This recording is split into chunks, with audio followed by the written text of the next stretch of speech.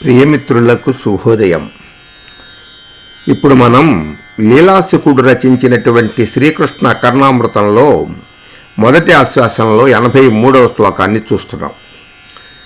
కృష్ణానమేతత్ పునరుక్త శోభం ఉష్ణేతరాంసో హృదయం ముఖేందోః తృష్ణాంబురాశిం ద్విగుణీకరోతి కృష్ణాహ్వయం కించన జీవితం మే. కృష్ణానమేతత్ పునరుక్త శోభం, తన ఎదురుగా ప్రత్యక్షమైనటువంటి కృష్ణుని యొక్క అందాన్ని చూసి మురిసిపోతూ ఉన్నటువంటి లీలాసుకుని యొక్క ఆనంద పారవస్యంలో వెలువడుతున్న శ్లోకాలు ఇవి. ఆ వరుస క్రమంలోదే ఇది కూడాను. కృష్ణాహ్వయం, కృష్ణుడు అను పేరు గలదియు, కించన ఇది అది ఇట్టిది అట్టిది అని చెప్పనలది కానిదియునగు మే నా యొక్క ఏతత్ ఈ ముందు కనబడుచున్న జీవితం ప్రాణమైనదియు అత్యంత ఆధారభూతమైనదియు, అనగా అది లేనిచో తన ప్రాణము లేనట్లే అగు నా హృదయము ఇట్టి వస్తువును ముఖేందో తన యొక్క ముఖము అనేటటువంటి చంద్రుని వలన ఉష్ణేతరాంశో చంద్రుని యొక్క ఉదయం ఆవిర్భావమును పునరుక్త శోభం, పునరుక్త ఒకటికి రెండింతలైన శోభం కాంతి కలదిగా కృష్ణాననం చేయుచున్నదై చంద్రుని కంటే ద్విగుణీకృతమైన కాంతి విశేషము కలదై తృష్ణాంబురాశిం నా ఆశ అనేది సముద్రమును ద్విగుణీకరోతి రెండింతలుగా చేయుచున్నది. చంద్రుడు సముద్రమునకు పొంగినట్లు చేయును, కానీ దీని ముఖచంద్రుడు నా ఆశా సముద్రమును పొంగజేయుచున్నాడు.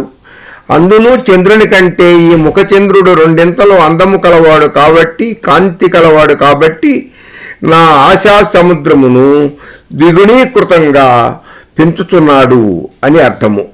కృష్ణుని చూడాలి అనేటటువంటి కోరికతో ఉవ్విళ్ళూరుచున్నటువంటి నా పేరాశ తదీయ ముఖ చంద్రుని చూడగానే మరీ మరీ రెండింతలుగా పెరిగిపోతోందని ఆనందపడుతున్నాడు లీలాసుకుడు.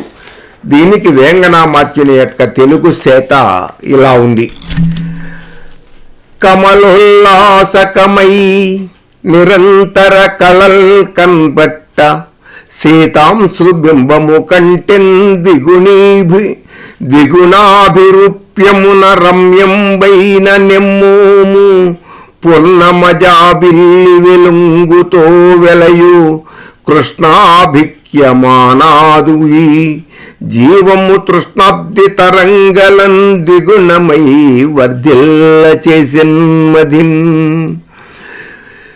జాబిల్లి వెలుంగుతో వెలయు కృష్ణాభిక్యమానాదు జీవను కృష్ణాభిక్యమౌ నాదు జీవము తృష్ణాబ్ది తరంగలన్ ద్విగుణిమై వర్ధిల్ల చేసెన్మదిన్.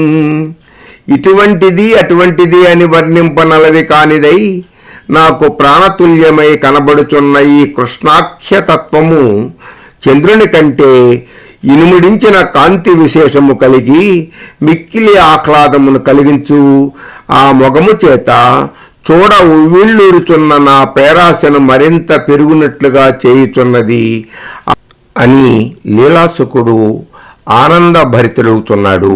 స్వస్తి.